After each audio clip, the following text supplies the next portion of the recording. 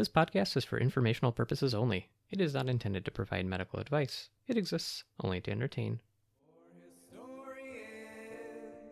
Poor historians, poor historians. We look at cases throughout history. It's just Max in there and Mike and me. You gotta listen, you don't have to read. Poor historians, poor historians, poor historians.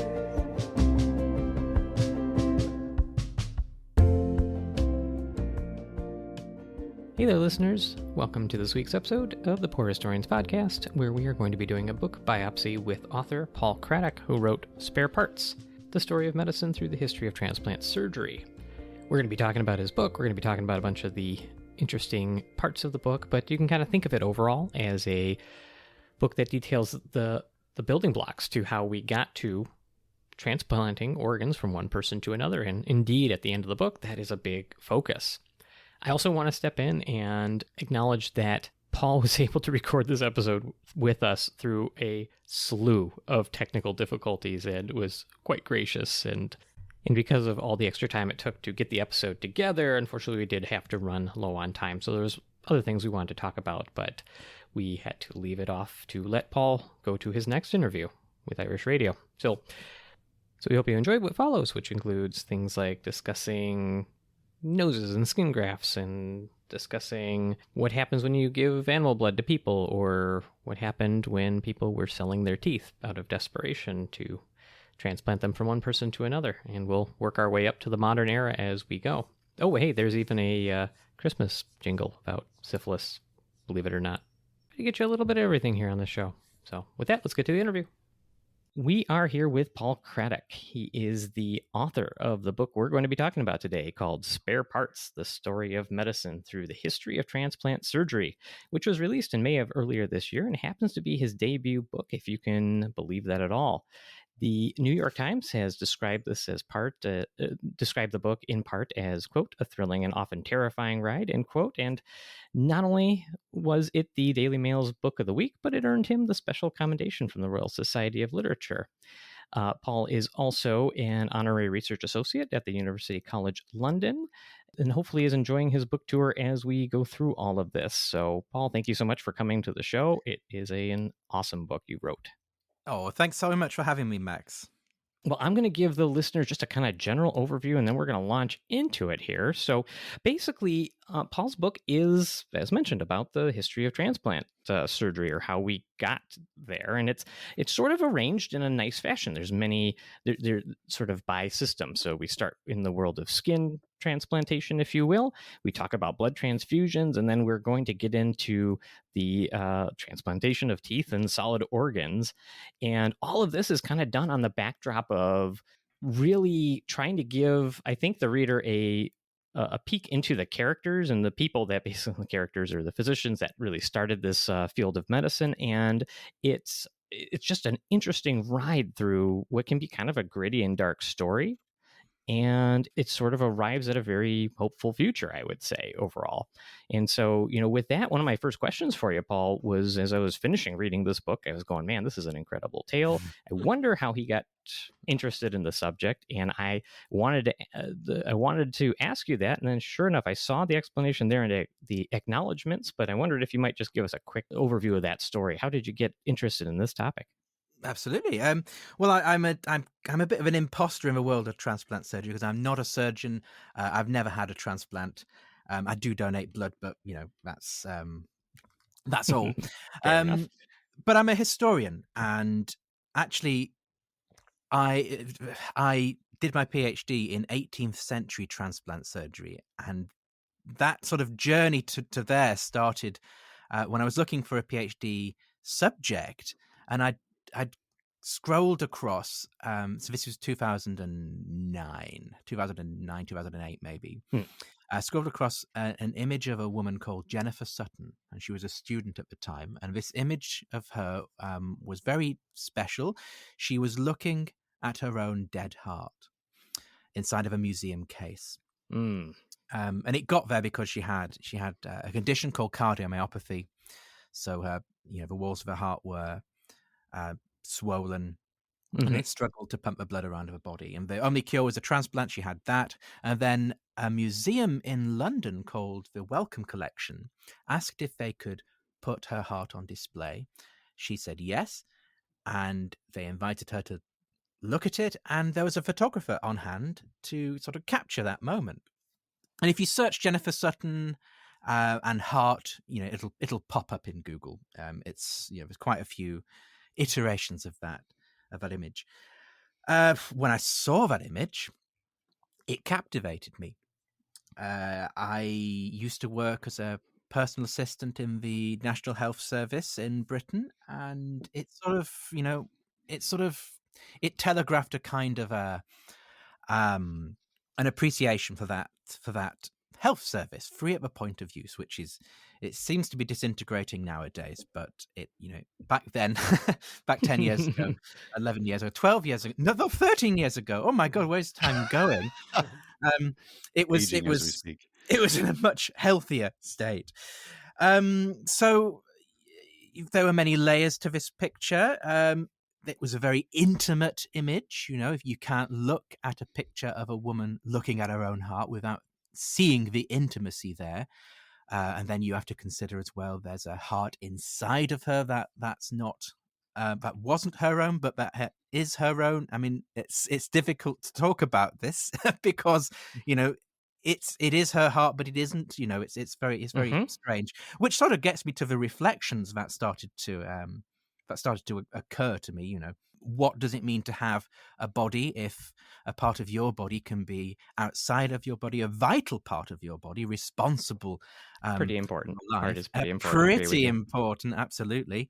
What does it mean to have a body if those vital parts can have belonged to someone else in the very near past?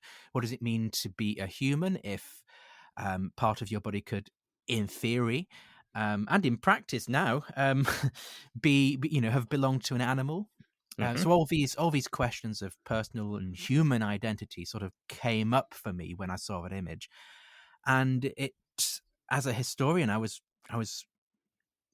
captivated by that, and it struck me that transplant surgery, is a very important way of addressing and dealing with those cultural and social and philosophical, I suppose, dimensions to life. I was going to say, I mean, it's a very interesting case. I read it was easier because she wore it on her sleeve, so all they had to do was just... What? Aaron. Oh, You Paul, are there's a sleeve. saying that you wear your heart on your sleeve. Oh, I don't know see. if that- Oh Sorry. my! Oh dear. We can cut that. That's fine. No. I think go the down world this needs, deep. Aaron. I think the world needs to hear that. Yeah, I think we need to let the world hear Aaron Stew in that excellent comedic drop. Actually, I would encourage people to Google the photo. It is very evocative. And it's she's got a incredible. couple versions. She has like a happy version. She has like a moody version. The only one that I didn't like, it looked like she was trying to break into the casing. There was that picture with the hearts in front of her. I never won. Like, Give it yeah. back. No, you But wouldn't want it's that back. I don't. Well, think. it is in truth, it's a very it's kind of an incredible image and moment, because it is at that time especially a pinnacle of scientific achievement, of medical achievement, and even if you take all that aside, I mean, the fact that she is staring at what used to be her heart that is no longer functioning, and it's outside of her body. I mean, that's a pretty incredible. No, That's it an is incredible amazing. moment, right? We were talking about this the absolutely. other day with a case. I mean, just the pinnacle of modern medicine, that you can have somebody without a heart for hours and they survive that. Literally, there's nothing in the body pumping for all sorts of procedures. Aortic procedures and transplant and so on. I mean, it's quite amazing. So. Yeah. And it's definitely all part of this book, that's for sure. So. I can only imagine, for her, we're trying to look at that and see how she's feeling in that moment. But in that moment, when she's looking at her own heart, I mean, that must be just very intense, like hard to put words to. But I think it shows how universally applicable transplant surgery is. It's not just a surgical specialism that's of interest to a minority of surgeons. Mm-hmm. It's something that goes to the heart of what it means to be alive and what it means to be a human. Absolutely. So with that as the, let's say, the destination, kind of where we end up towards the end of this book as we come forward in history, we start this book with skin, do we not, Paul? We do indeed. It's a skin graft is one of the oldest surgical procedures that we know of. It was mentioned in the Sushruta Samhita, which is an ancient Indian Ayurvedic surgical text written sort of between the 2nd to the 6th century BC. And everything in that volume, if you can call it a volume that far back, everything in that text is meant to be traditional. So it's transplant surgery as skin graft. It's properly ancient, one of the earliest procedures. Yeah, and let's talk just briefly about what a skin graft is. So that's essentially taking a piece of skin from one part of the body and then moving it to another part of the body. In this area, yeah. Absolutely, which can be done for wounds or let's just get into why this was important in the 16th century, I think, because there was people without noses. A lot of people missing noses. Why was that? Well, lots of different ways you could have them cut off or rotted off by disease. Duels were a thing. Wars would produce saber wounds in bits of the body that would stick out. And noses tend to stick out. What other parts of the body? Yeah, I was just the sticky outy bits. Yeah, that's not a list we need to really do. No, I've been trying so hard. I'm not going to say wiener. I know who the Joker is of your trio. Definitely Aaron. Definitely. Also syphilis as well. Syphilis. Which was prevalent back then. Our old syphilis, our old friend. Yeah. There was a Christmas song about syphilis, isn't there?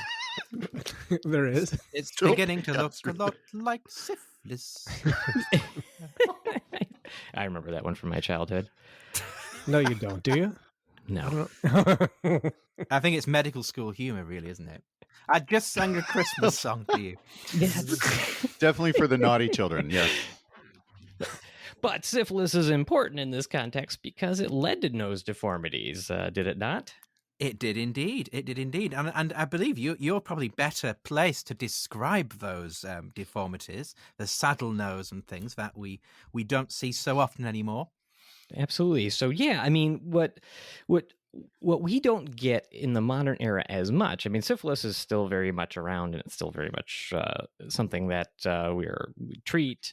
But what we don't see is what we saw back in these times. So, this point in the book, we're talking about the 16th century. And at that point, they didn't have a treatment for syphilis or anything that really worked. They had mercury, they had advanced syphilis. Silver, they had...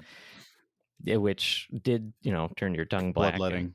That was something, but it didn't. You had a black tongue and syphilis. Is the problem.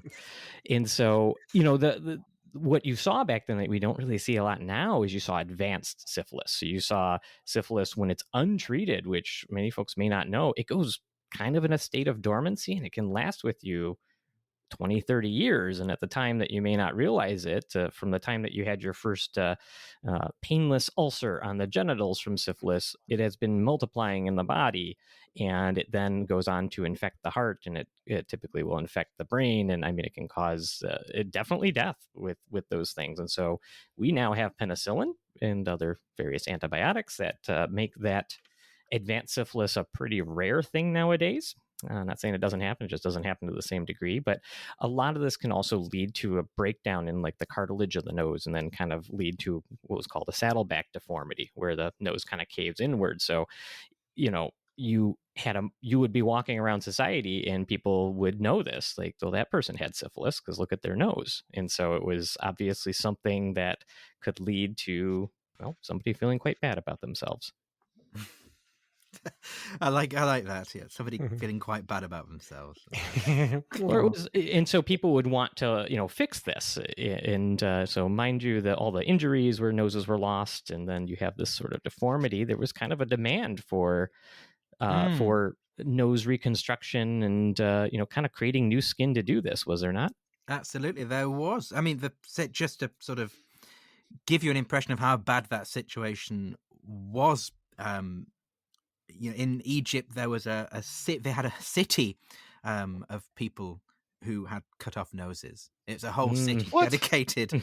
On the edge of a desert, Rhino Colora, I think it was called. I mean, I can't remember now.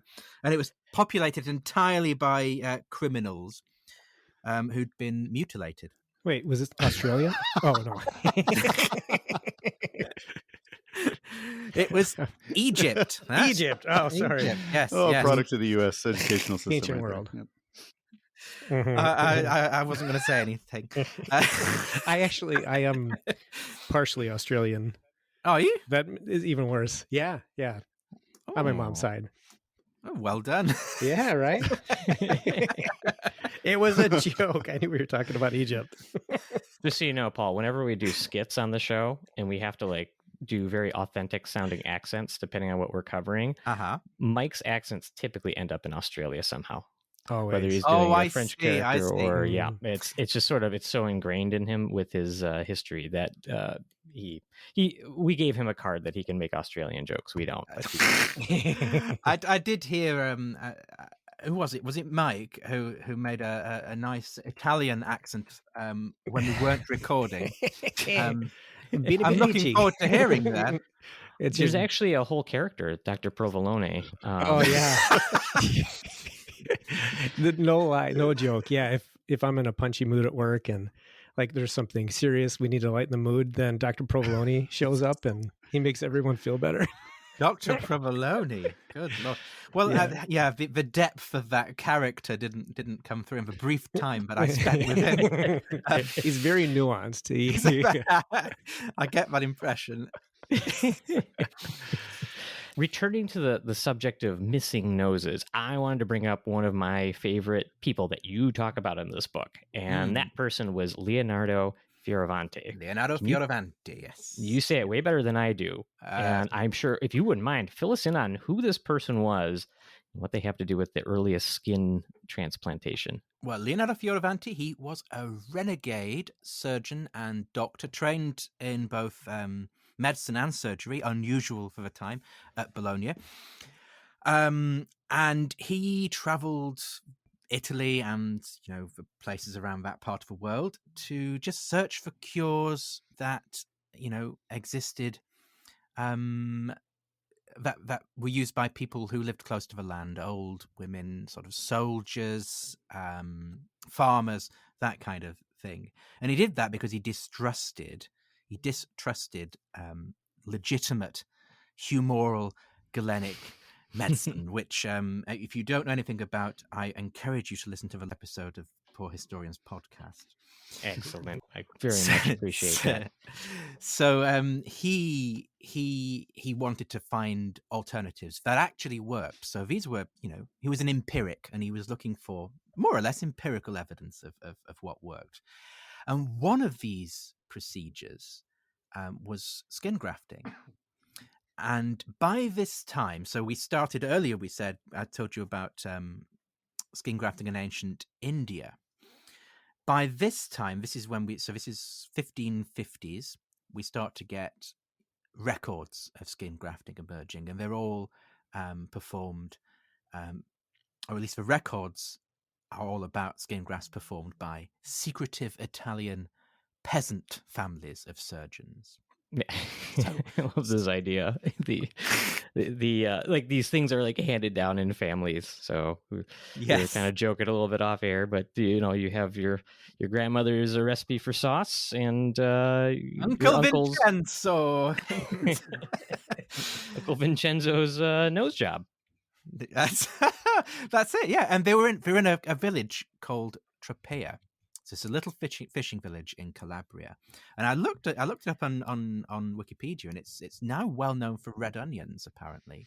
Hmm. So that's a nice little bit of Equally trivia. as important. Equally as important. That's right. So one day, anyway, this family of surgeons, 1549, they get a knock on the door. They open the door to a man called Leonardo Fioravanti, who we'd just spoken about, and he came from Bologna, as I just said. And he looked the surgeon straight in the eye and he asked him, "Can I watch you perform a skin graft?" They weren't that keen on letting him do that because it's a secret. Family secret. But Leonardo Fioravanti, oh, sorry, that was my Italian accent. Sort of, I malfunctioned. Leonardo Fioravanti. He told them, thank you. He told them that someone in my family has been fighting in Lombardy, and would you believe it? A saber has lopped his nose clean off, and I'd heard you could fix it.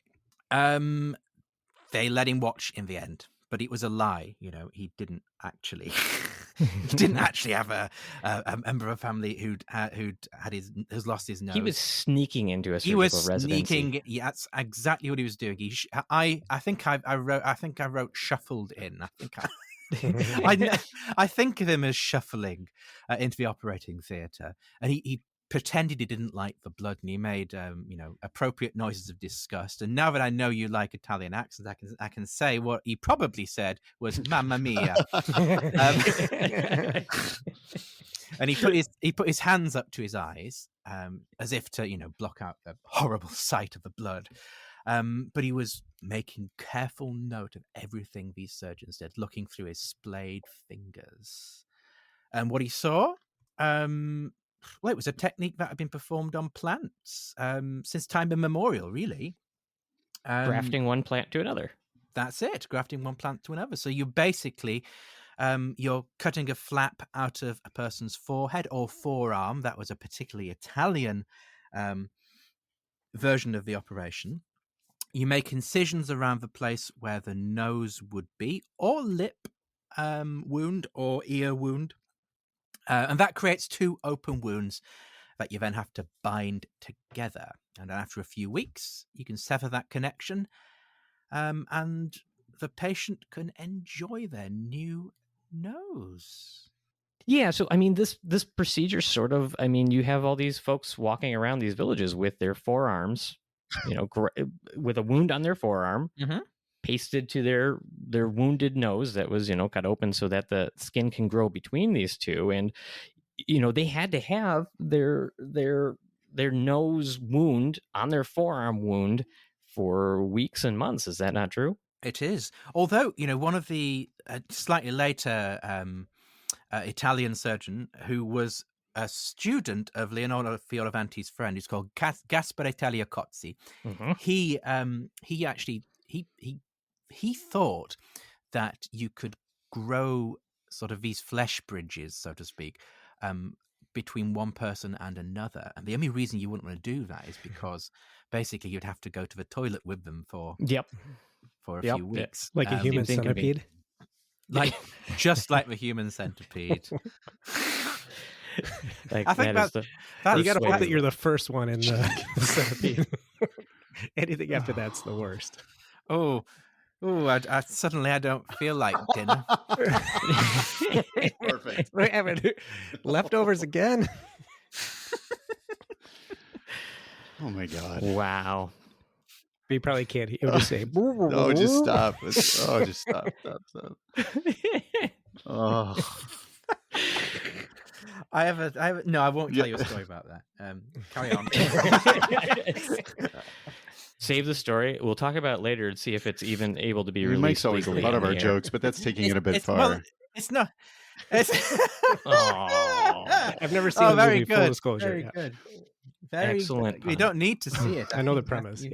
You've got enough of it there. Well, so with all these noses needing skin grafting and in the earliest way that they could take one person's skin and basically graft it to themselves, there's an issue that won't be uncovered until later, and that is, blood's pretty important to the process of transplantation, to say the least, right?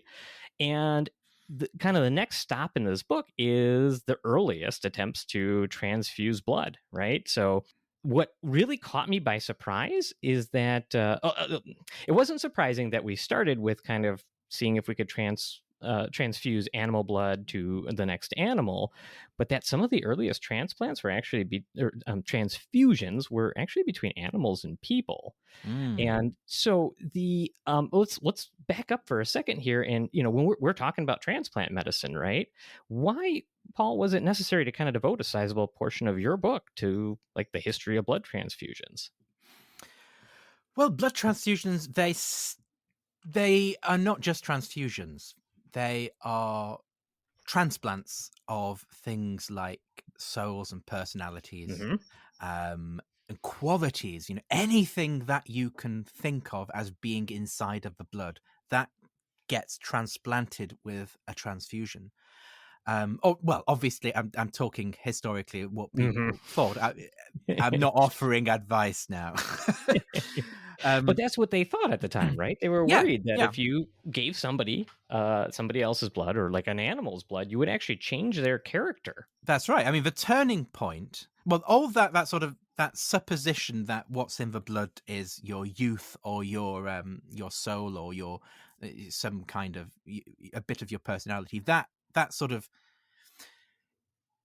I suppose like concept, mixture of beliefs and half-formed theories from traditional medicine, from superstition, from religion. That all sort of is sort of it's bubbling away in the culture in this period, this beginning of the 17th century.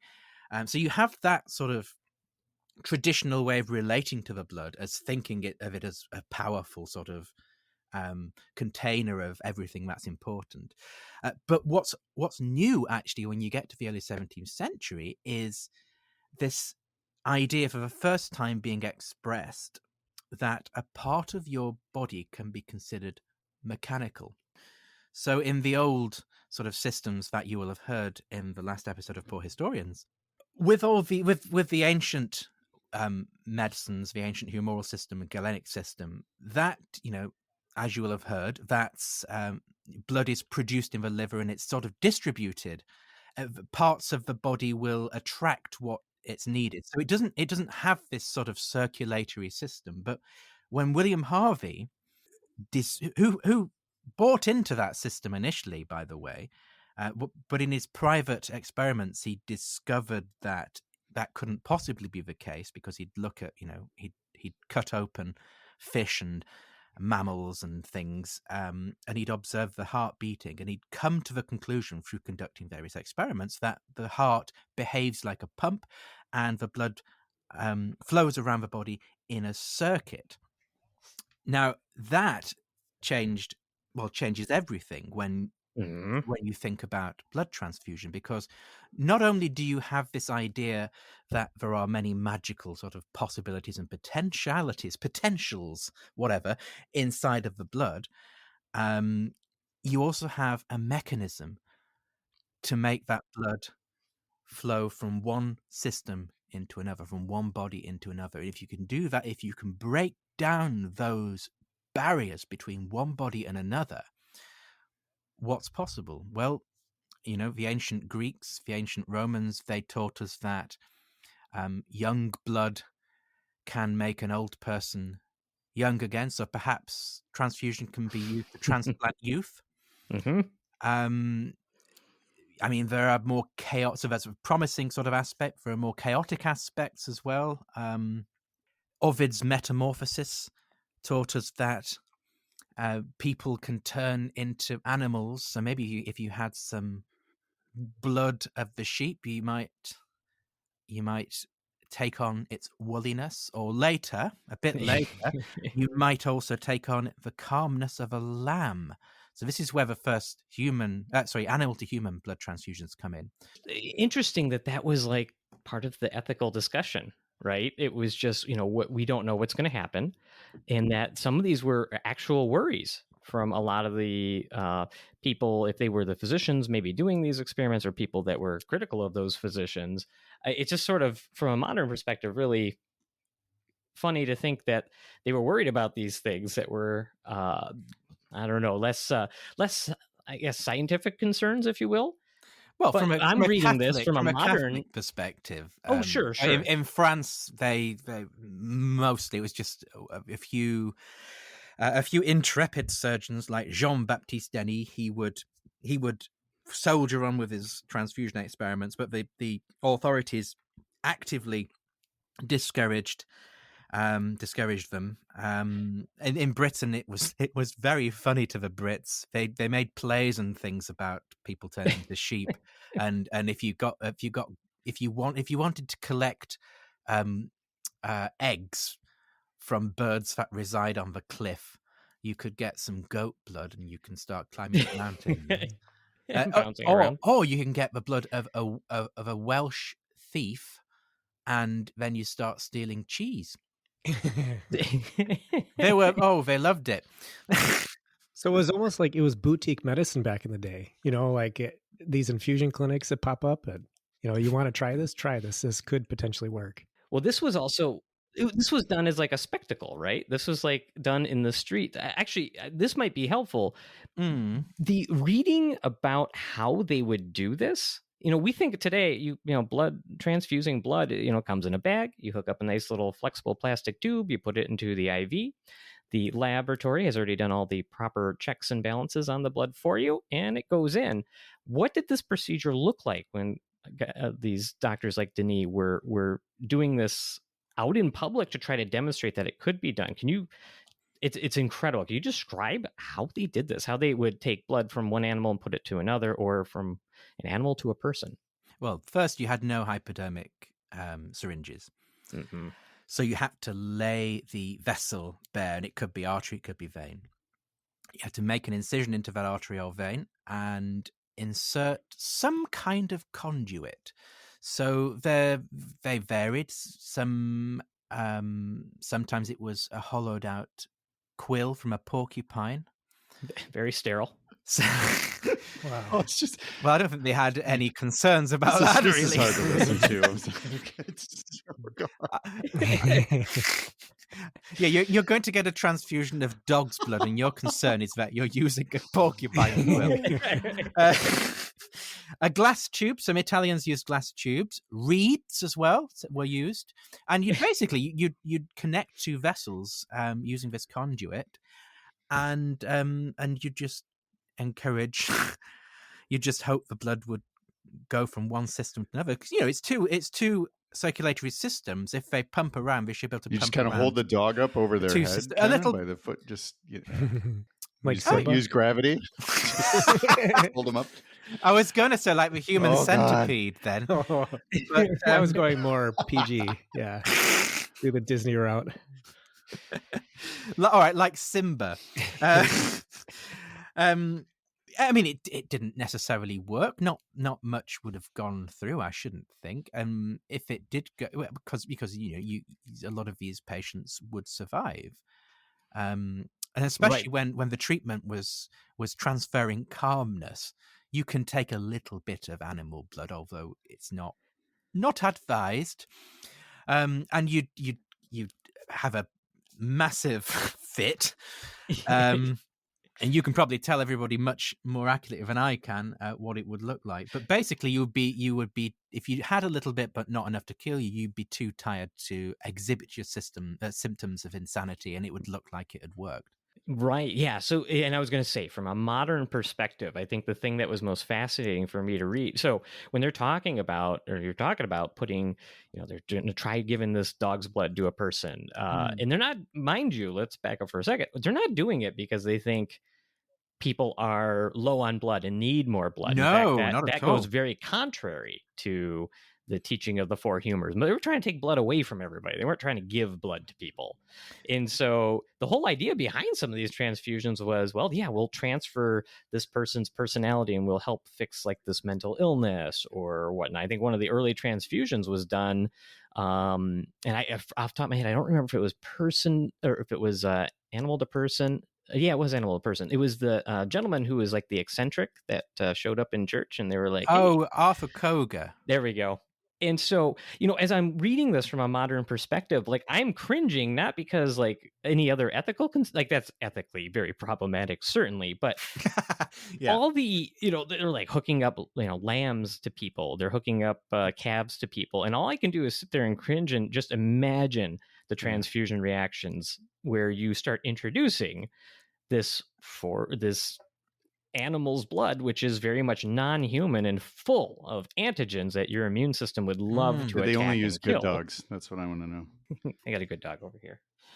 But so the thing that was funny as I'm cringing, because I'm like, this could completely kill somebody. I mean, you can have a reaction to this blood, or by giving them, when they weren't really doing a lot of human to human transfusions at this time, but even just giving the wrong. No, they don't type give of any blood. actually. Right.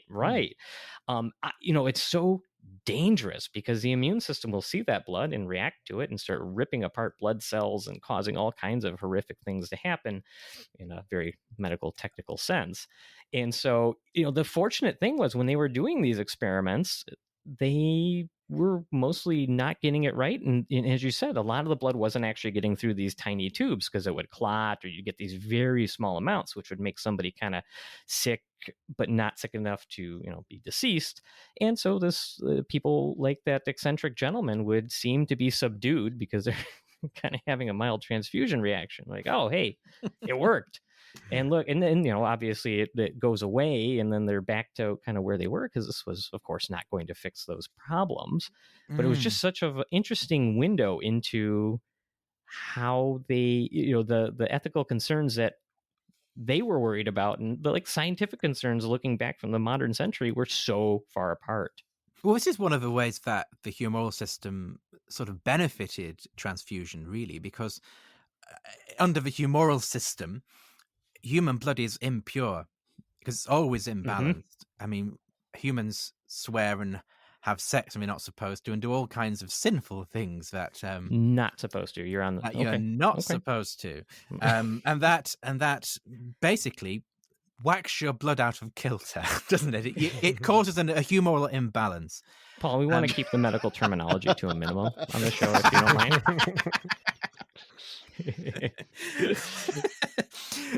But in dogs and in sheep and in other animals, they're humorally pure, aren't they? Because they're innocent. So you have to use animals. It'd be unethical to use humans. It's true, but dogs don't have sex either. So I mean, well, they are, especially not in the Middle Ages. I'm sure they weren't just having sex all in the street constantly. They were very pure. Well, they had sex out of mechanical necessity, let's say. Well, and on top of all this too, this is also, and we're again like in the 17th century here. The other kind of objections, this started to get to the it even going back to the nose, skin grafting. It was sort of some of the other ethical considerations was, are we tampering with so-called God's creation, or as I think very forward thinking, the gentleman and Pierre Martin de la Martiniere. How bad am I butchering that? My French is, let's put it this way, it's worse than Mike's Italian. Ooh. Well, the English and the French have gotten along so well. I don't understand why there would be a problem. But this gentleman, his objection was, I mean, there's certainly, if I remember, some religious grounds, but one of the things he was really right about, he said this could, this is, again, kind of more the animal to human transfusions. This could lead to a very kind of a dark place where, people are going to have to sell their blood to get by, etc. And he's not wrong, is he?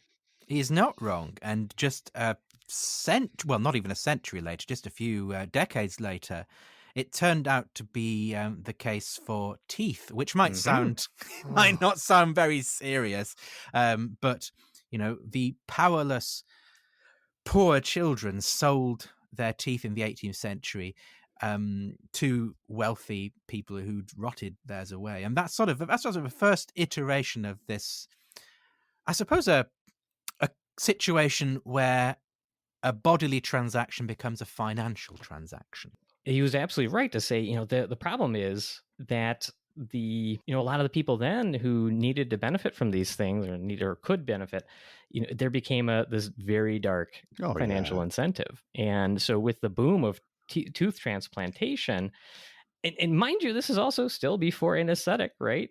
So of course, yeah. Can you imagine being the person going to sell your tooth to the wealthy person? And even as you kind of get into in the book, the middle classes, even as it evolves with industrialization, or that sort of time period, there's even demand. There's so much demand for this, is there not? Absolutely. It's so much demand that, quite a body of satirical works.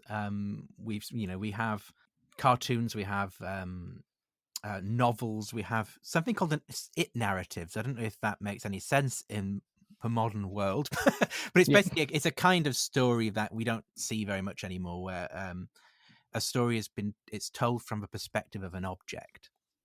So yes, there are it narratives about tooth transplants. It was rife, particularly towards the end of the 18th century. It's another one of those ancient procedures, though. There are skulls that have been found in Ecuador, dating from the 2nd century, that have transplanted teeth in them. Mm-hmm. It just so happens that you need early capitalism without the constraints of things like the Human Tissue Authority, without ethics boards, without right. Without any kind of control. You have early capitalism, and then as soon as you have that supply and demand, then you've got a boom. I guess one of the questions I had was, how do people pay for these things? Like, was there a transaction? Did people like barter for, let's say they needed a skin graft? Was it provide services, or did the docs of the day just do it for free for experience? No, it was a dentist's operation, the tooth transplant. Mm-hmm. So dentistry was, well, the word dentist was invented did you invent words? It was coined in 1728 by a French fellow called Pierre Fauchard. And in that first book, that first dental textbook, transplantation, tooth transplant was listed as one of those menu items. Fillings, that's one of his, things. Filing teeth, washing your mouth out with urine. They were, those were all procedures that we still do now, apart from the last one, that were invented in 1728. And basically, it was a transaction like any other. So dentistry was part of the beauty industry, really, because it was a different way of relating to the teeth that broke with the sort of centuries, millennia-old tradition of going to the tooth drawer when your tooth is giving you a problem. So it's just way yanking out the problem. Yeah, it's a way of keeping them, well, recognizing that teeth need to be kept clean, and that keeping them presentable as well is desirable for all kinds of things to get ahead in society. So you have this supply of people wanting fresh, nice teeth, not to lose their teeth, and you have you have a demand coming from those people. You have a supply of fresh, nice teeth coming from the poor children.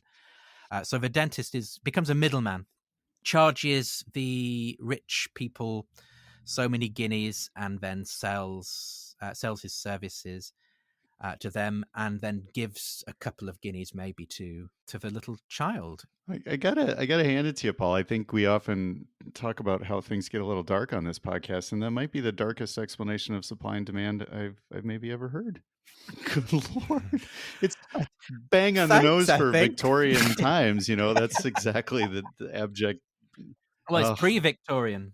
It's Victorians found it disgusting. They found a lot of things disgusting, right? But it's the other thing that kind of struck me was that, with all these teeth transplants, they didn't seem to really work all that well, did they? Well, it depends what you mean by work all that well. They'd last, John Hunter, who's the most famous probably anatomist in the period, he was a great champion initially of tooth transplants, and he reported having success even from dead teeth. So he dentists would collect teeth from, well, resurrectionists who would dig up the dead. But I'm We thinking have done that episode too. getting darker. But also barrelfuls of teeth would come back from the Peninsular War and from various conflicts, and you could have a dead teeth sitting there for a couple of years. You could also get, if you were lucky, a few years out of a tooth that just happened to have some kind of compatibility with your own body. But really, it didn't really work all that well, and that's what signaled the end of it. Really, it's famous or rich recipients started to die or get infections, get syphilis, and at the same time, porcelain became a better way to sort of spruce up your appearance. Well, and they could get syphilis from the transplant, right? That was part of the problem, and so it was not only that, but the ethical concerns. Fortunately, people woke up to this and said, geez, I don't. Well, they woke up to it when the poor people. When it was more than just for poor people, that seems a questionable vector. Didn't care I so think much. there's a lot of conversations there where like, no, honey, it was the tooth transplant. That's where this came from. Really, it's not. I got the transplant. I am not. How else would I have gotten syphilis? It's impossible. It's got to be the tooth. I hugged somebody and then a couple scabs on their arm. Definitely the tooth. It's one of my favorite statistics, actually. The chance of reimplanting a tooth successfully drops by 1% a minute from the time it gets displaced. So if you have a dental injury, you can often, if the tooth comes all the way out, you can just shove it back in the socket. And if you do it quickly enough, there's a very good chance that it actually retakes and doesn't need anything done. So it grows back into the bone. Yeah, there's it'll reimplant, but that's your own tooth. So I think the chances of this being successful are low. Yeah, very low. Well, so the final movement, or the final two movements of the book, if you will, were, then we start moving into kind of, I think, where most people would think of transplant medicine, into our solid organs, right? Into kidneys and into the heart. And, one of the cool things, I really enjoyed the story of the surgeon Alexis Carrel and how indebted the transplant surgery field should really be to embroidery. Well, the entirety of vascular surgery. Can you go into that a little bit? That really stuck with me. That was just really cool. Let's see where to start with that. I suppose I should. Well, I think I would build it this way. So when you start moving on to can we move one organ from, one person to another or whatnot? I mean, the most simple thing that you have to figure out is how to rehook the plumbing, so to speak, right? How do you give that new organ blood supply? And so what you have to do is you have to take what plumbing is available and kind of bring it together. And you don't exactly have PVC pipe fittings to bring arteries to arteries and veins to veins. And so you've got to sew them together, which takes quite a bit of skill.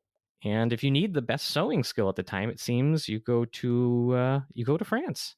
Yes, yeah, okay. So it's sort of a turn of the 20th century. That's when you start getting the first sort of advances that lead to solid organ transplantation. And there are two sort of moments. One of them is in immunology, and that's, Karl Landsteiner, blood typing.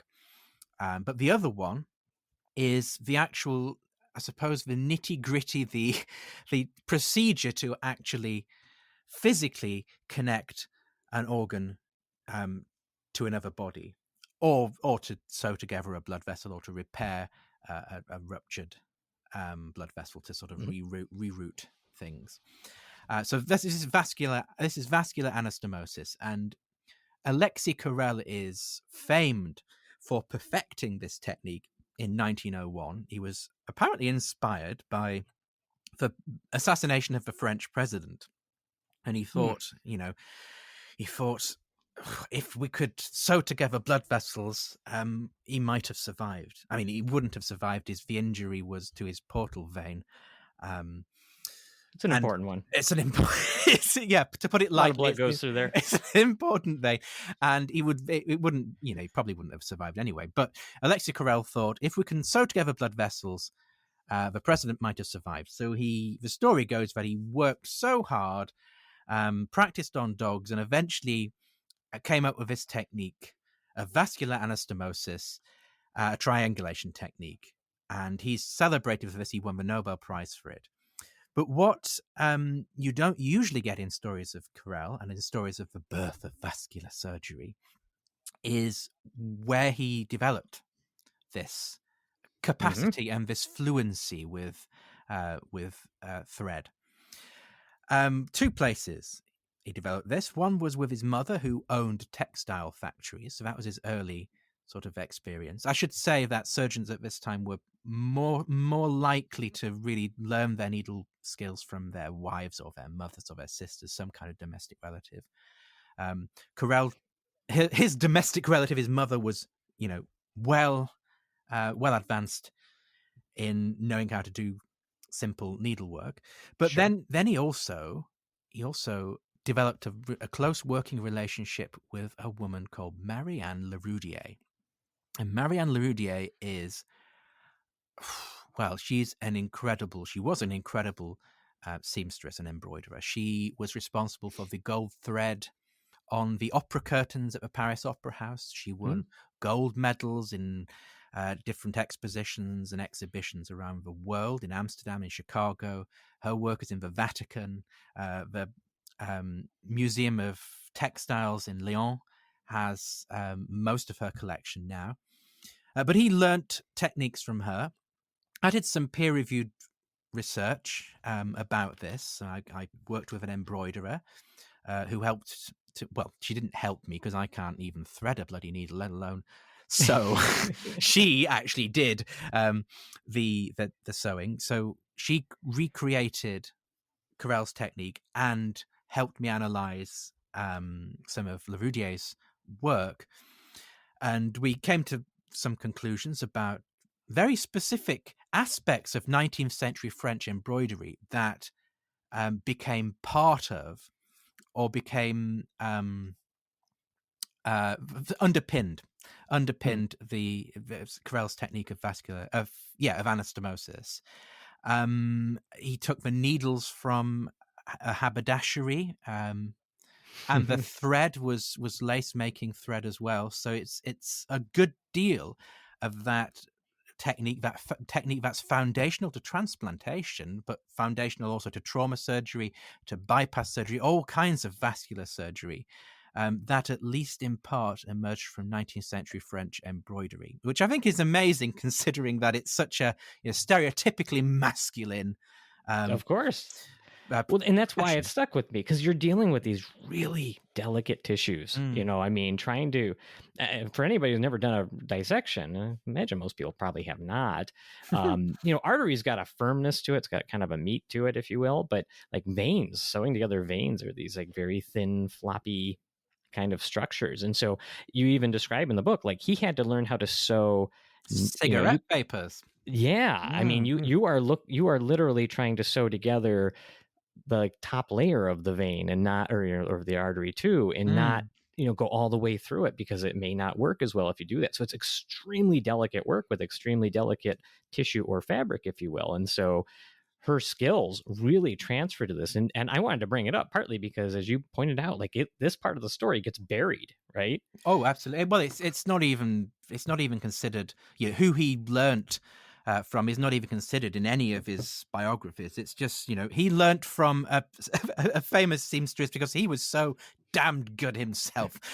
That's the sort of explanation. That's and as they like figure out this part, so this is all basically how do you hook up the blood supply and things like that. One of the other issues is trying to keep the organ you're working on alive at the time. When you remove it from the body's blood supply and you're going to take it to another body to place it into, you need to keep that organ kind of alive. And I think the other, and we're definitely going to do a whole episode on this gentleman, but I think the other person that seems to be someone we should all thank for this is Dr. William Kolff. I knew you'd say William. I kept calling him Wilhelm, but it's not. It's Willem. Oh, is apparently. it? Ah, well, It's I Dutch. appreciate the so- correction, though. Well, no, I am not someone to correct anyone on that kind of thing. I'm terrible with it. But here's the thing. Speaking from a Wisconsin perspective here, how can we not? Wait, you're going to say Sausages. Willem Dafoe? He's Wisconsinite. No, we don't. No, we're not talking about Willem Dafoe. But no, sausages, right? Sausages and sausage skin. Yeah, we're Sausage here we skin are. is Okay, let's so have important. some quiet time while Mike makes a joke, and then we'll continue. No, I've already said wiener once this episode, I think. It's not a laughing matter. Sausage skin is very delicate. Come on, it has to be treated with care. How does sausage skin? How does that change the world here, Paul? Okay, it's the story of Willem Kolff then. So this is occupied Netherlands. Willem Kolff, he was a doctor. He had to watch his kidney specialist. He had to watch his patients die with kidney diseases of all kinds. Bright's disease, they call it then, didn't they? I had to look it up. I saw that and I was like, what is the? And so what Bright's It's an disease is- umbrella term, isn't it, for all Yes. kinds of kidney diseases?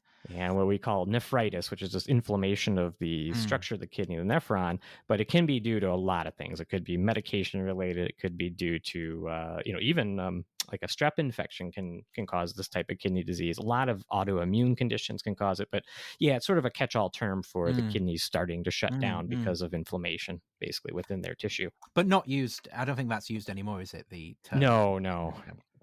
So it's a historical term.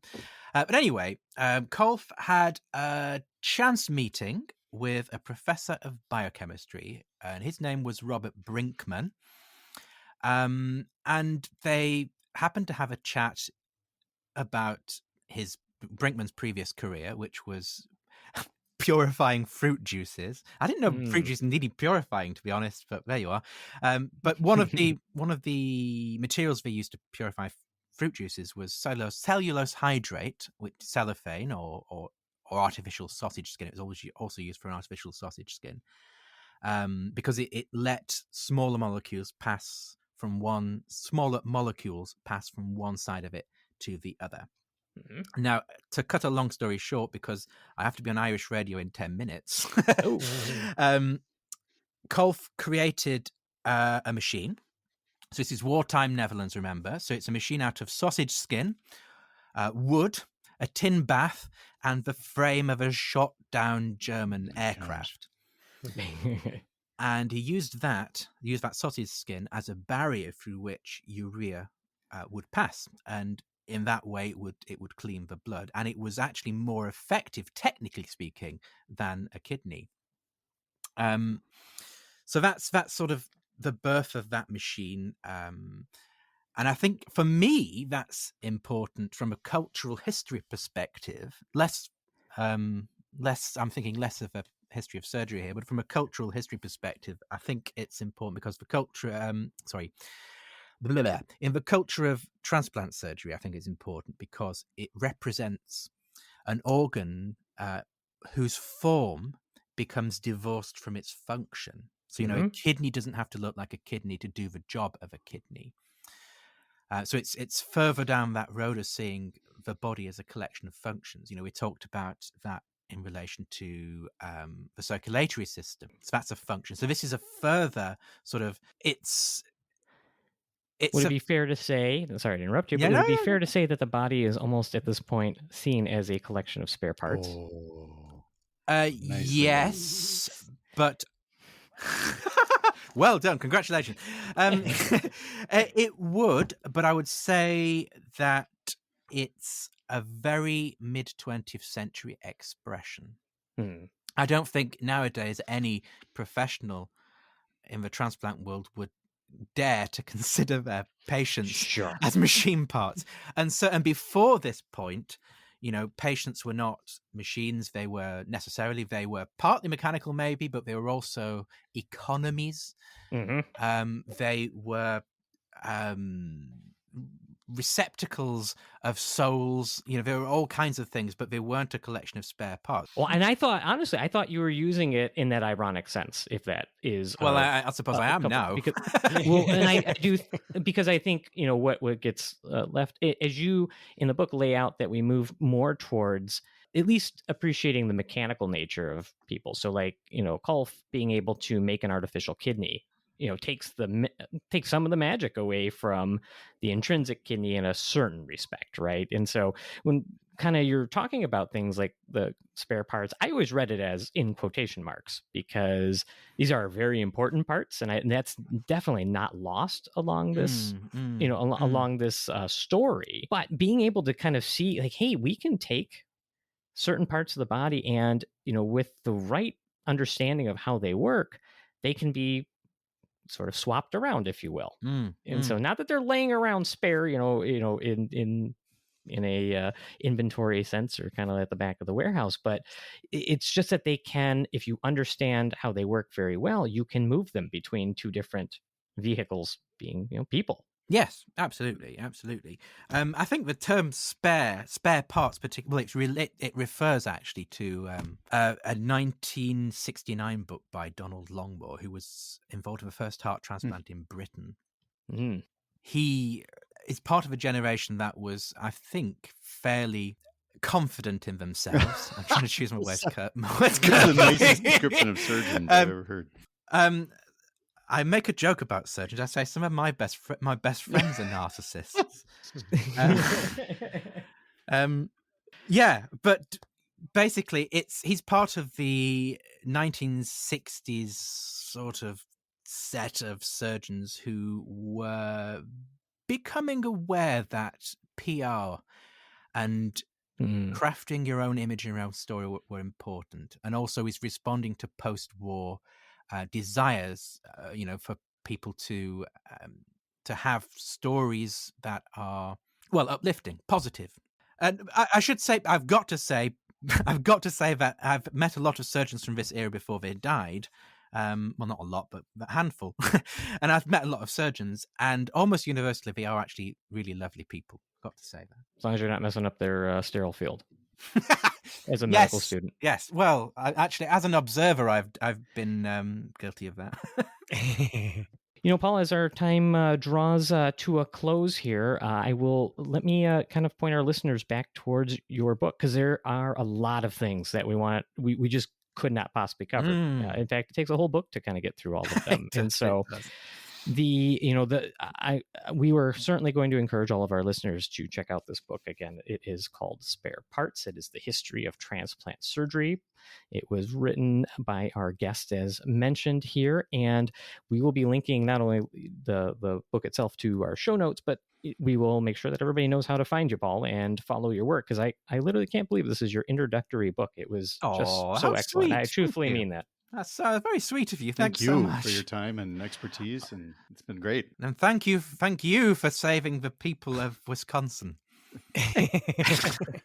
They are a hardy stock, but they do need help from time to time. We appreciate everyone listening, and we'd love to hear from all of you out there. If you'd like to send us a message or provide feedback, we can be reached through our website, www.poorhistorianspod.com. There you will find links to all of our social media sites. We take emails at poorhistorianspod@gmail.com, and we work to respond to all posts on our various social media accounts. If you have time, please go and leave us a nice 5-star review on iTunes or on whichever platform you choose, and consider posting about the show on your social media. And if you do that, hey, feel free to tag us. Every single one of those things does help raise the show's profile, and we always appreciate when they happen. If you'd like to support the show in other ways, check out the Poor Historians merchandise, including t-shirts and mugs, by going over to our website and following the links. And with all that, this is Dr. Max with the Poor Historians Podcast, signing out. AMA.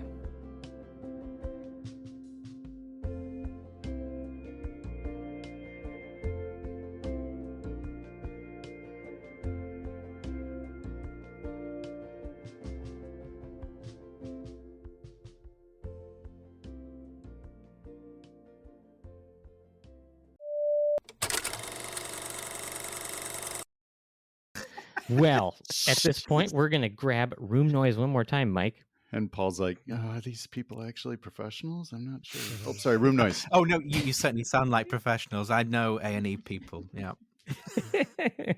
See, now that's the perfect stuff. I just put that stuff in the outtakes. If it doesn't, it's excellent. If that doesn't make the main cut. Absolutely. Yeah, right. Oh, he does that to me all the time. Well, Paul. You just take out comedy got you gold somewhere. Mhm. Well, Mhm. No, my story wasn't anything to do with human centipedes. It's more wholesome, actually. It's when I went to Everything is Italy more to look at some. But it's true. I went to Italy to look for some Renaissance gardens because they're also central to transplant surgery in my story. Mhm. And I was stopping with a friend, and oh god, she'd just given birth to this horrendous child, and it just nah. That's how they all are, Paul, I all think, day aren't and they? all night. I know. Well, we've decided not to have children. We've decided our gay friends are happier, and we're going to have a gay old time. But this child just kept screaming and screaming, and she had to breastfeed it all the time. She started sort of demurely taking it out in front of me and other people. At the end, though, you just sort of hear in the middle of the night, nah, nah, and then It's as the breast, and you could sort of picture the breast going in because you heard nah. I'm and- really sad this isn't a video medium. Anyway, yeah. The fun part of those stories is that babies bite if you ask women. So it's even worse. Mhm. if you ask women, Well, I haven't been able to breastfeed myself. no. It's Tried. If you could couple times. breastfeed yourself, that would be a problem. actually it probably is medically possible, but No, I'm saying if Okay, Aaron, he would need a man's ear then. Oh, we're so far off the rails. It's not even a Bro. train anymore. Yeah. let's come back to the rails.